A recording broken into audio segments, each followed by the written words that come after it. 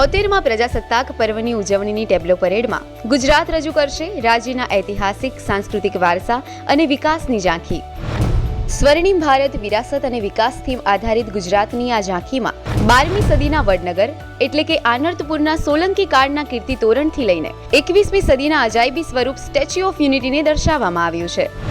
ગુજરાતના જનજાતીય ગૌરવને દર્શાવતી પિથોરા ચિત્રોની શૃંખલા, અટલ બ્રિજ, દ્વારકા અને શિવરાજપુર બીચ ખાતે નિર્માણ પામનાર અંડર વોટર સ્પોર્ટ્સની પ્રવૃત્તિઓની સાથે કચ્છી માટી આભલાની કલાકૃતિઓ આ ઝાંખીને 4 ચાંદ લગાવી રહી છે।